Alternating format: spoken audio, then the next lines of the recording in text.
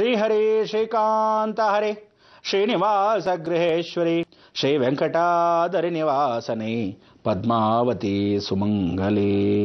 ಪದ್ಮಾವತಿ ದೇವಿಯ ಅನುಗ್ರಹದಿಂದ ಪರಿಪೂರ್ಣವಾಗಿ ಬಂದಿರತಕ್ಕಂಥ ಈ ದೇವಿಯ ಅನುಗ್ರಹ, ಪದ್ಮಾವತಿಯ ಕೃಪಾಕಟಾಕ್ಷ, ಕೃತಿಕಾ ನಕ್ಷತ್ರ.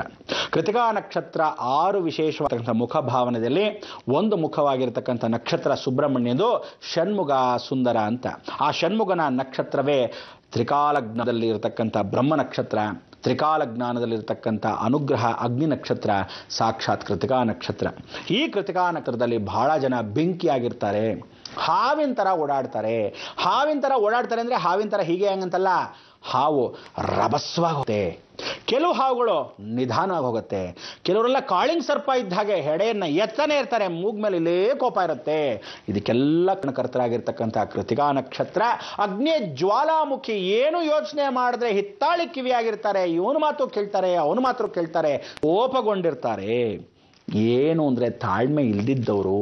ಕಪಾಳ ಮೋಕ್ಷವನ್ನು ಬಹಳ ಚೆನ್ನಾಗಿ ಹೆಂಡತಿಗೆ ಮಾಡ್ತಾರೆ, ಇಲ್ಲ ಗಂಡನಿಗೆ ಹೆಂಡತಿ ಮಾಡಿಬಿಡ್ತಾಳೆ. ಕೃತಿಕಾ ನಕ್ಷತ್ರದ ವಿಶೇಷತೆ ಈ ಒಂದು ಅನುಗ್ರಹ.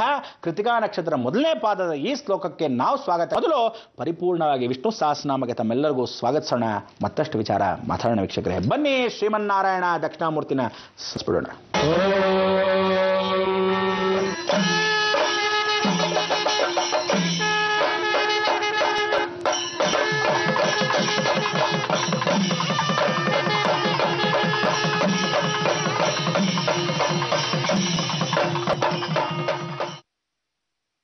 ಪರಮಾತ್ಮನ ಕೃಪಾಕಟಾಕ್ಷದಲ್ಲಿ ಇವತ್ತಿನ ದಿವಸ ಶ್ರೀಹರಿ ಶ್ರೀಕಾಂತ ಹರಿ. ಆ ಶ್ರೀಕಾಂತನಾಗಿರ್ತಕ್ಕಂಥವನು, ಶ್ರೀ ಅಂದರೆ ಲಕ್ಷ್ಮಿ, ಶ್ರೀಕಾಂತ ಹರಿ ಆಗಿರ್ತಕ್ಕಂಥ ಹರಿಯು ಶ್ರೀಕಾಂತ ನಿದ್ರಾವಸ್ಥೆಯಲ್ಲಿರೋನು. ವಿಷ್ಣು, ಮಹಾವಿಷ್ಣು, ಶ್ರೀಮನ್ನಾರಾಯಣ, ವೈಕುಂಠವಾಸ, ಮಾಯಾವಿ ಇಂಥ ಒಬ್ಬನು ಜಯಾವಿಜಯ ಸಮೇತವಾಗಿ ಆ ವೈಕುಂಠ ಲೋಕದಲ್ಲಿ ಕ್ಷೀರ ಸಮುದ್ರ ರಾಜತನಾಂ ಅಂಥ ಒಂದು ರಾಜ್ಯದಲ್ಲಿ ನಿದ್ರಾವಸ್ಥೆಯಲ್ಲಿರ್ತಕ್ಕಂಥ ಮಂದಗತಿಯಲ್ಲಿ ನಿಧಾನಕ್ಕೆ ಶಾಂತಿಯಿಂದ ಕೂತಿರೋ ಮಹಾವಿಷ್ಣುಗೆ ನಮ್ಮೆಲ್ಲರ ನಮಸ್ಕಾರವನ್ನಿಸಬೇಕು. ಇವತ್ತು ಆ ಕೃತಿಕಾ ನಕ್ಷತ್ರದ ಮೊದಲನೇ ಪಾದದ ಈ ಶ್ಲೋಕದಲ್ಲಿ ಏನು ಹೇಳುತ್ತೆ? ಪ್ರತಿಯೊಬ್ಬ ಮನುಷ್ಯ ಕೃತಿಕಾ ನಕ್ಷತ್ರದ ಮೊದಲನೇ ಪಾದಕ್ಕೆ ಏನು ಹೇಳ್ತೀವಿ? ರೋಗ ರುಜಿನಗಳಿಗಿಂತಾನು ಮೂಳೆಗಳಲ್ಲಿ ಗಟ್ಟಿಪಿಂಡ ಇಲ್ಲೋದಿಲ್ಲ ಅಂದರೆ ಅವರಲ್ಲಿ ಏನು ಹೇಳ್ತೀವಿ? ಮೂಳೆಗಳಲ್ಲಿ ಕೇತು. ಅದಕ್ಕೆ marrow minded people. Marrow minded ಅಂದರೆ ಬೋನ್ ಮ್ಯಾರೋ. ಮೈಂಡಲ್ಲೂ ಕೂಡ ನಾವು ಮೂಳೆಗಳು ಜಾಸ್ತಿ ಇದ್ದರೂ ಮ್ಯಾರೋ ಮೈಂಡೆಡ್ ಪೀಪಲ್. ಅದಕ್ಕೆ ಏನು ಹೇಳ್ತೇವೆ? ನಿಧಾನವಾಗಿ ಪ್ರತಿಯೊಂದು ಮೂಳೆಯಲ್ಲೂ ಟೊಳ್ಳು. ಇವತ್ತಿನ ದಿವಸ ಮಾಂಸಾಹಾರಿಗಳಾಗಿದ್ದರೆ ನಿಮ್ಗೆ ಅರ್ಥವಾಗತ್ತೆ. ಏನು ಅಂದರೆ ಈ ಮೂಳೆಗಳನ್ನ ತಿಂದ್ಬಿಟ್ರು ನಳ್ಳಿ ಮೂಳೆ ಅಂತಿರಲ್ಲ, ಟೊಳ್ಳೆಗೆ ಒಳಗೆಲ್ಲ ತಿಂತಾ ಇರ್ತೀರಿ ಹಾಕ್ಕೊಂಡು. ಆ ರೀತಿ ಅಂದರೆ ಒಳಗಡೆ ಯಾವ ಕಾಲಕ್ಕೂ ಟೊಳ್ಳನ್ನು ಮಾಡ್ತಕ್ಕಂಥ ಅವಕಾಶ ಮೂಳೆಗಳಲ್ಲಿ ಹುಟ್ಟುತ್ತಾನೇ ಬಂದುಬಿಟ್ಟಿರುತ್ತೆ ಅವರಿಗೆ.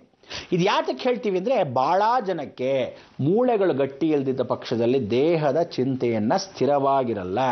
ಕಬ್ಬಣವನ್ನು ಶನಿ ಕೃತಿಕಾ ನಕ್ಷತ್ರಕ್ಕೆ ಯಾವತ್ತು ಕಬ್ಬಣದ ಶನಿ ಒಳಭಾಗದಲ್ಲಿ ಹೊಕ್ಕಿ ನೋಡಬೇಕು ಅನ್ನೋ ಅವಕಾಶ.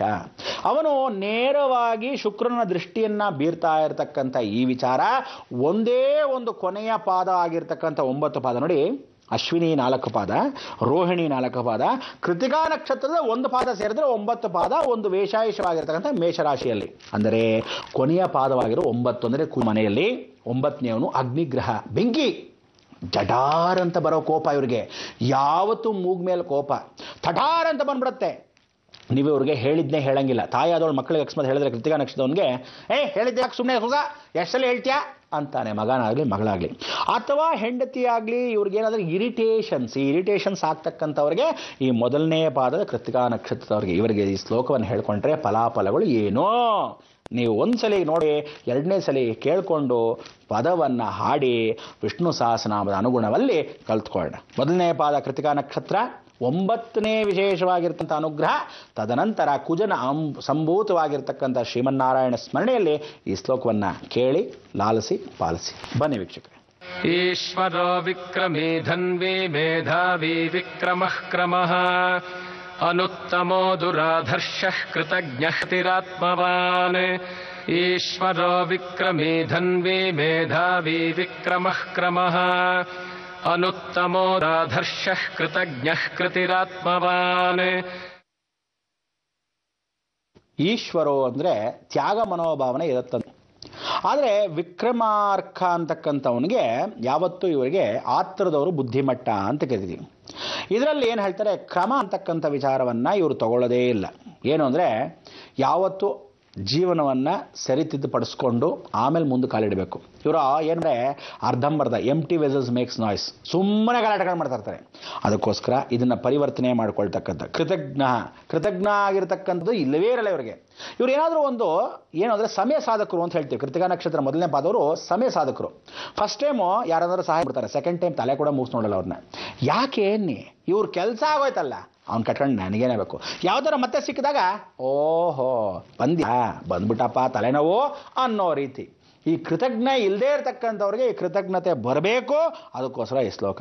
ಅನುತ್ತಮೋ ಅಂದರೆ ಯಾವತ್ತು ಉತ್ತಮನಾಗಿರ್ತಕ್ಕಂಥವನು ಪರವಾಗಿಲ್ಲ. ಅನುತ್ತಮೋ ಅಂದರೆ ಇವನು ಯಾವತ್ತು ಉತ್ತಮನಲ್ಲವೇ ಇಲ್ಲ. ಸಾಧಾರಣ ಇವನಿಗೆ ಎಲ್ಲ ಅಭ್ಯಾಸಗಳು ಬಹಳ ಚಿಕ್ಕ ವಯಸ್ಸಲ್ಲಿ ಆಗ್ಬಿಡುತ್ತೆ. ಸಾಧಾರಣವಾಗಿ ಎಲ್ಲರಿಗೂ ಕೆಲವು ದೊಡ್ಡವರು ಆದಮೇಲೆ ಸಿಗರೇಟ್ ಸೇರ್ತಾರೆ, ಯಾರನ್ನೋ ನೋಡ್ಬಿಟ್ಟು. ಇವ್ರಿಗೆ ಹಂಗಲ್ಲ, ಚಿಕ್ಕ ವಯಸ್ಸಲ್ಲೇ ದೊಡ್ಡ ಫ್ರೆಂಡ್ಸು, ಬೇರೆಯವ್ರನ್ನ ನೋಡ್ಬಿಟ್ಟು ಅಲವಾಟ್ಲು ಅಂತ ಹೇಳ್ತೀವಿ. ಅಂದರೆ ಯಾವತ್ತು ಪಾಲನೆ ಪೋಷಣೆ ಮಾಡ್ತಕ್ಕಂಥ ತಂದೆ ತಾಯಿ ಜೊತೆಗೆ ಇಲ್ಲದಿದ್ದ ಪಕ್ಷದಲ್ಲಿ, ದಾರಿ ತೋರಿಸದಿದ್ದ ಪಕ್ಷದಲ್ಲಿ ಇವರು ಬೆಳೆಯೋ ವಾತಾವರಣ ಸಾಧಾರಣವಾಗಿ ತಂದೆ ಇಲ್ದಿದ್ದವರು ತಾಯಿ ಇಲ್ದಿದ್ದವರು. ಈ ಕೃತಿಕಾ ನಕ್ಷತ್ರಕ್ಕೆ ಸಾಧಾರಣವಾಗಿ ಇದರ ತಂದೆ ಸತ್ತೋಗಿರ್ತಾರೆ, ಇಲ್ಲ ತಾಯಿ ಸತ್ತಾರೆ, ಇದು ಗ್ಯಾರಂಟಿ.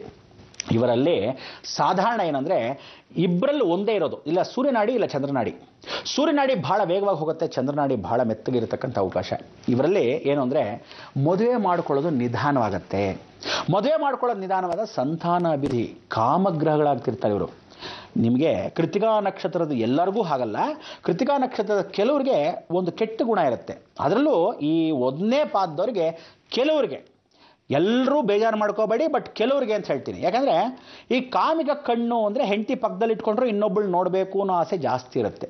ಅದಕ್ಕೆ 9ನೇ ಪಾದದ ಈ ವಿಶೇಷ ಮೇಷರಾಶಿಯಲ್ಲೇ ಕೂತ್ಕೊಳ್ಳೋ ಕೊನೆಯ ಪಾದವಾಗಿರೋದ್ರಿಂದ, ಕೃತಿಕಾ ನಕ್ಷತ್ರ ಮೊದಲನೇ ಪಾದ ಆ ಮನೆಗೆ ಹೋಗೋದ್ರಿಂದ ವೃಷಭ ರಾಶಿಯಲ್ಲಿ ಕಷ್ಟಪಡ್ತಾರಂತೆ, ಜೀವನ ಪೂರ್ತಿ ಕಷ್ಟ ಅಂತ.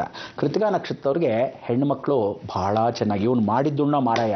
ಜೀವನದಲ್ಲಿ ಕೃತಿಕಾ ನಕ್ಷತ್ರ 1ನೇ ಪಾದ ಏನು ಮಾಡಿರ್ತಾರೋ ಸೇಮ್ ಅವನ ಮಗ ಅವನು ಮಾಡ್ತಾನೆ. ಇವ್ರ ಅಪ್ಪನಿಗೆ ಏನು ಮೋಸ ಮಾಡಿದ್ರೆ ಇವನಿಗೆ ಮೋಸ ಮಾಡೋಕ್ಕೆ ಮಗಳು ಹುಡ್ತಾಳೆ. ಇಲ್ಲ ಇವಳು ಹುಡುಗಿ ಆಗಿದ್ದ ಪಕ್ಷದಲ್ಲಿ ತಾಯಿಗೆ ಮೋಸ ಮಾಡಿದ್ರೆ, ತಂದೆಗೆ ಮೋಸ ಮಾಡಿದ್ರೆ ಹುಡುಗನಾಗ ಅವಳು ಹುಟ್ಟುತ್ತಾಳೆ. ಅದಕ್ಕೆ ಹುಡುಗ ಆಗಲಿ ಹುಡುಗಿ ಆಗಲಿ ಜೀವನದಲ್ಲಿ ತಿಳ್ಕೊಳ್ಳಿ, ಈ ಕೃತಿಕಾ ನಕ್ಷತ್ರದ ಇದರಲ್ಲಿ ನಾವು ವಿಕ್ರಮಿ ಧನ್ವಿ, ಯಾವತ್ತು ಧನ್ಯನಾಗಿ, ನಾನು ಶರಣಾಗತವಾಗಿ ಭಗವಂತನ ಕೃಷ್ಣೆಯಲ್ಲಿ ಕೃತಜ್ಞತೆಯನ್ನು ಇಟ್ಟುಕೊಂಡಾಗ ಮಧನ್ವಿ, ಆ ಮಧವಿನಲ್ಲಿ ವಿಕ್ರಮೋಕ್ರಮ, ಆ ಕ್ರಮಗಳನ್ನು ಪಾಲಿಸಬೇಕಾದ ಧರ್ಮ. ನೀವು ಸ್ವಲ್ಪ ತಾಳ್ಮೆಯಿಂದ ಬಾಳ್ಬೇಕು, ತಾಳ್ಮೆಯಿಂದ ತಿಳ್ಕೋಬೇಕು, ತದನಂತರ ಕೆಲಸ ಮಾಡಬೇಕು ಅನ್ನೋ ಭಾವನೆ ನಿಮಗೆ ಬರಬೇಕು. ಆ ಕೃತಿಕಾ ನಕ್ಷತ್ರದವರು ದಯವಿಟ್ಟು ರಾತ್ರಿ ಪ್ರಯಾಣಗಳು ಮಾಡಬೇಡಿ. ಕಬ್ಬಿಣದ ಅಂಶ ದೇಹದಲ್ಲಿ ಸೇರ್ಕೊಳ್ತಕ್ಕ ವಿಟಮಿನ್ಸ್ ಕಮ್ಮಿ ಇರತಕ್ಕಂಥ ಅವಕಾಶದಲ್ಲಿ ನೀವು ಐರನ್ ಕಂಟೆಂಟ್ ಜಾಸ್ತಿ ತಿನ್ನಿ. ಮೂಳೆಗಳನ್ನ ರಕ್ಷಣೆ ಮಾಡ್ಕೊಳ್ಳಿ, ಕಬ್ಬಿಣವನ್ನು ಒಳಗೆ ಸೇರಿಸ್ಕೊಳ್ಳೋ ಅವಕಾಶ ಮಾಡ್ಕೊಳ್ಳಿ. ಅಂದರೆ ಸಾಧಾರಣ ಆಕ್ಸಿಡೆಂಟ್ ಆದಾಗ ಮುರಿದೇ ಹೋಗುತ್ತೆ, ಮೇಷರಾಶಿ ಅಲ್ವಾ, ಮುರಿದೇ ಹೋಗುತ್ತೆ. ಟಕ್ಕಂತ ಮುರಿದು ಹೋದ್ರೆ ಮೂಳೆ ಏನು ಮಾಡ್ತೀರಾ, ಕಬ್ಬಿಣ ಹಾಕಲೇಬೇಕು. ಆ ಕಬ್ಬಿಣ ಒಂದ್ಸಲಿ ಹಾಕ್ಬಿಟ್ರೆ ಏನಾಗುತ್ತೆ, ದೇಹದಲ್ಲಿ ವಿಕ್ರಮಿ ಕ್ರಮಗಳನ್ನು ತಪ್ಪಿಸ್ಕೊಳ್ಳೋ ಅವಕಾಶವಿರಲ್ಲ. ಅದಕ್ಕೆ ವಿಕ್ರಮಿ ಧನ್ವಿ ಅಂದರೆ ನೀವು ಧನ್ಯನಾಗಬೇಕು ಅಂದರೆ ವಿಷ್ಣುವಿಗೆ ಸ್ಮರಣೆ ಮಾಡಿ ಈ ಶ್ಲೋಕವನ್ನು ಹೇಳ್ಕೊಂಡಾಗ ಕೃತಿಕಾ ನಕ್ಷತ್ರದ ಮೊದಲನೇ ಪಾದ ಶ್ಲೋಕ ನಿಮ್ಮೆಲ್ಲರಿಗೂ ಅನುಗುಣವಾಗುತ್ತೆ, ಒಳ್ಳೆಯದಾಗತ್ತೆ. ಭಗವಂತನ ಕೃಪಾ ಕಟಾಕ್ಷ ಹೀಗೆ ಇರಲಿ. ನಿಮ್ಮೆಲ್ಲರಿಗೂ ಆರೋಗ್ಯ ಭಾಳ ಮುಖ್ಯ. ವೇಗವಾಗಿ ಹೋಗಬೇಡಿ, ನಿಧಾನಕ್ಕೆ ಯೋಚಿಸಿ ಮುಂದೆ ಹೆಜ್ಜೆ ಕಾಲಡಿ ಅಂತ ಹೇಳ್ತಾ ಕಾಯ್ತಾರೆ. ಇನ್ನೇನೋ ಕಾಶಿ ಯಾತ್ರೆ.